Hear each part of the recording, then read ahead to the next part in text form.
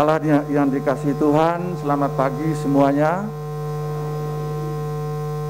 Para Romo, Frater, Bruder, dan juga Suster, serta saudara-saudari sekalian. Damai sejahtera bagi kita sekalian. Amin.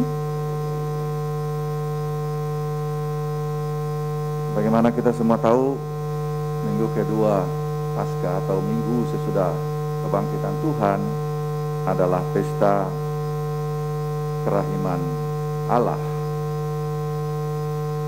Dan pada minggu kedua ini kita semua juga diundang untuk merenungkan mengenai Paskah kebangkitan. Apa yang kita rasakan, atau seperti apa situasi kita setelah mengalami kebangkitan.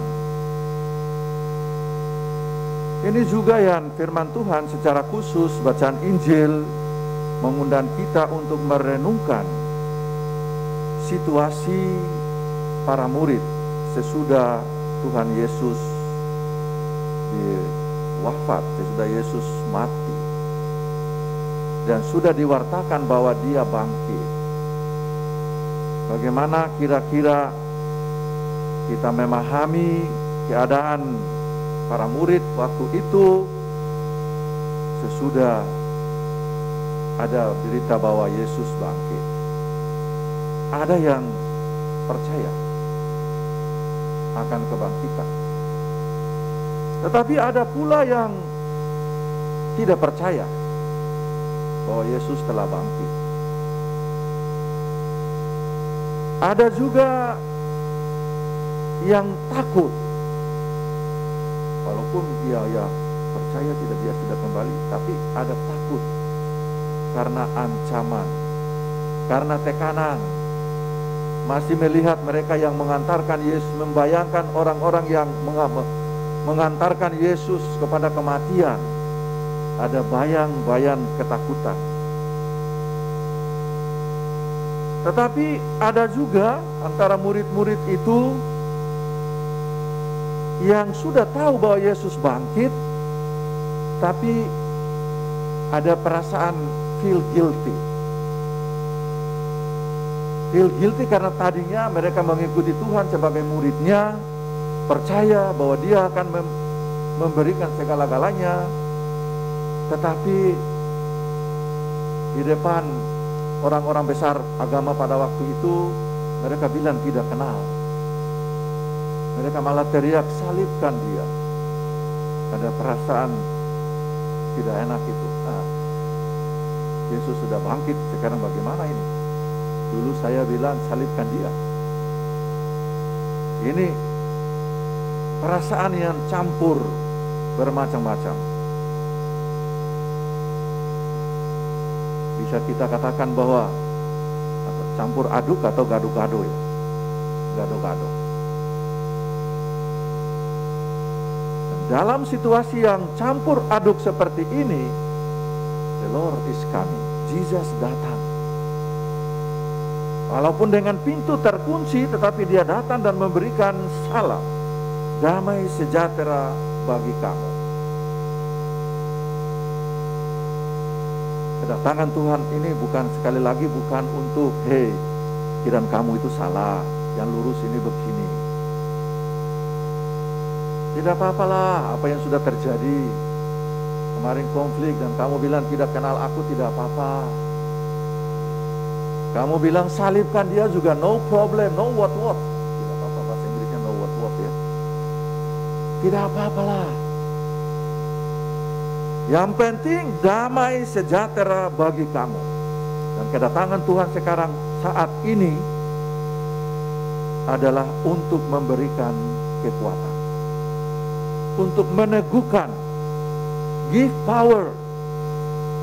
Apalagi sebentar lagi kita juga mendengar bahwa Tuhan juga akan mengatakan bahwa pergilah untuk melakukan apa yang akan menjadi tugasmu, memberi pengampunan. Dan itu perlu kekuatan dari Tuhan. Tuhan hadir memberikan kekuatan, memberikan kehidupan.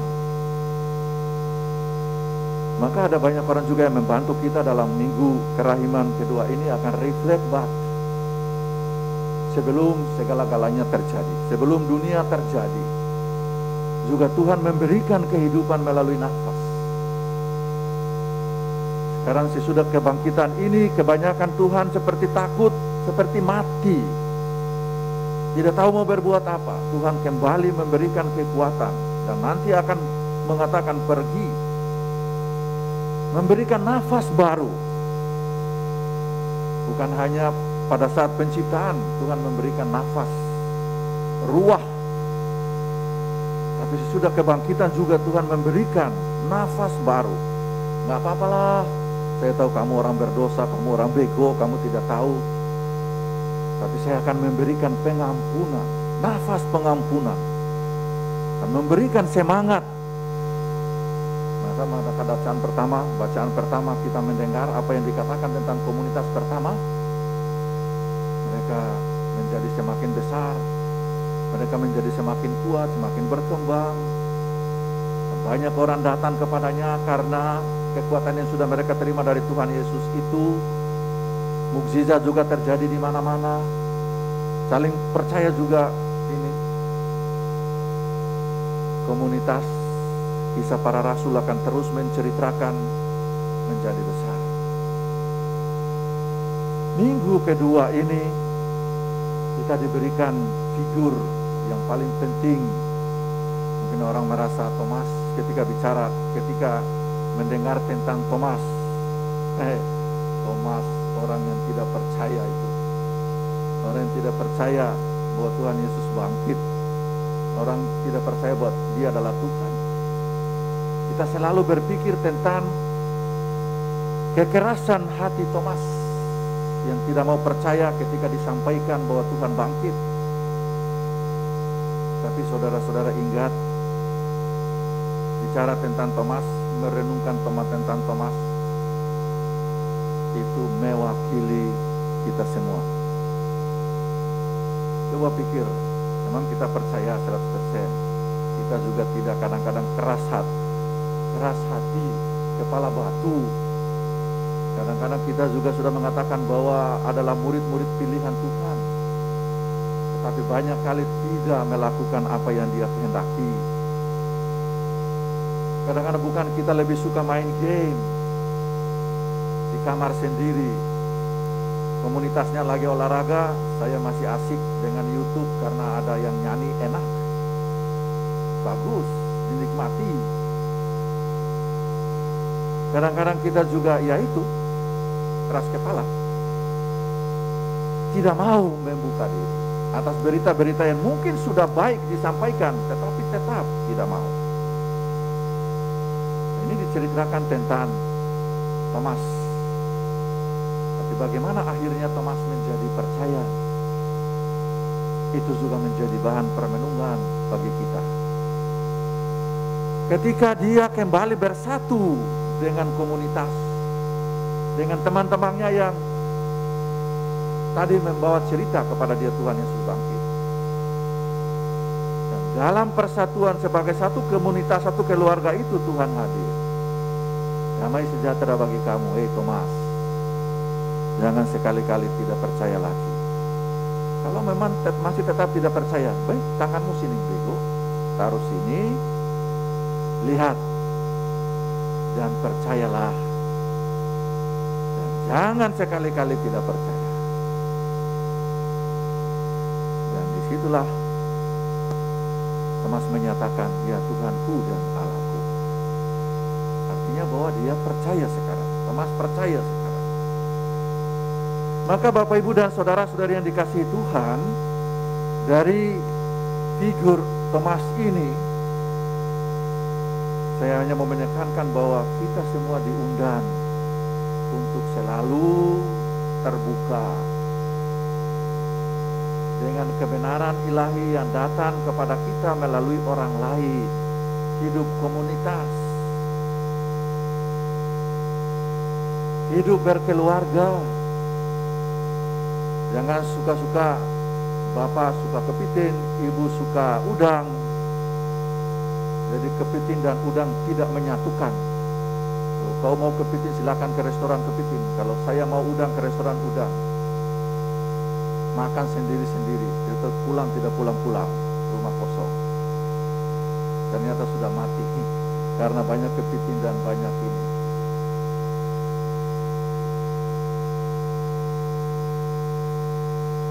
Atau frater yang biasanya kita ini hidup komunitas sudah memanggil kebersamaan. Lonceng sudah berbunyi, tapi masih asik tidur sedikit. Lihat bagaimana hidup komunitas atau dalam persatuan itu kita bisa mendengar Tuhan yang datang memberikan kekuatan dan memberikan nafas pengampunan kepada kita itu. Bapak Ibu umat paroki, coba membayangkan kalau ada pendalaman-pendalaman iman di lingkungan, bukankah kebanyakan diwakili? Saya ada pengalaman di Surabaya mengenai masalah sharing iman, kebanyakan diwakili sama ibu-ibu. Bapak-bapak itu kebanyakan diwakili. Mudah-mudahan di Sunter kebanyakan bapak-bapak, ibu-ibu kebanyakan diwakili. Karena kami di tempat lain kebanyakan bapak-bapak diwakili. Atau istilahnya, ya kita kan di Indonesia sistem parlementer.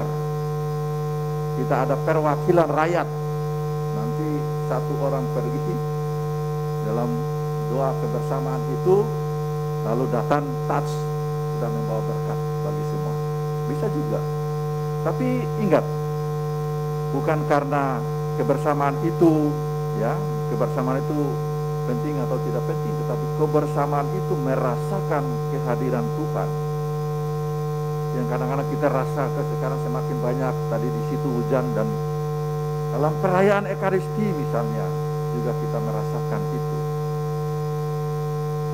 Minggu Kerahiman Ilahi, Tuhan memberikan nafas baru, nafas pengampunan kepada kita, supaya kita menjadi semakin bebas, merdeka, semakin dewasa sebagai murid-muridnya yang berangkat dari kematian kepada kehidupan. Bagi kita kegelapan hidup beriman menuju kepada terang dan membawa kita kepada kebangkitan.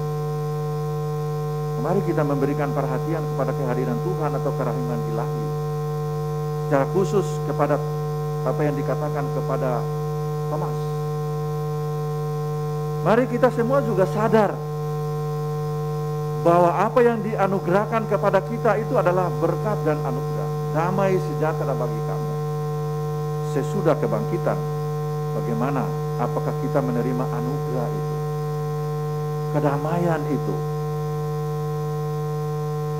Berkat pengampunan dari Tuhan itu.